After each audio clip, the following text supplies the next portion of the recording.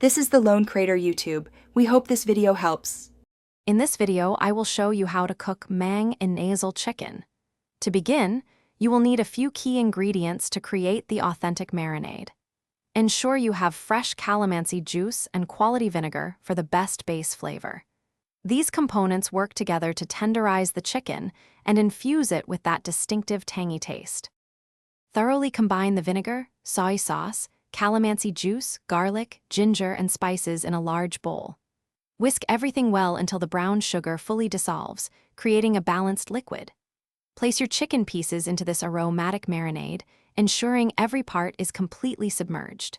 For the deepest flavor, allow the chicken to marinate in the refrigerator for at least 4 hours, or even better, overnight. Preheat your grill to a steady medium-high heat, aiming for about 375 degrees Fahrenheit. Lightly oil your grill grates to prevent any sticking, ensuring a smooth cooking process. Place the marinated chicken pieces onto the hot grill, cooking them for approximately 6 to 8 minutes per side. Continue turning the chicken until a beautiful char develops and the internal temperature reaches a safe 165 degrees Fahrenheit. While the chicken grills, prepare your signature basting sauce.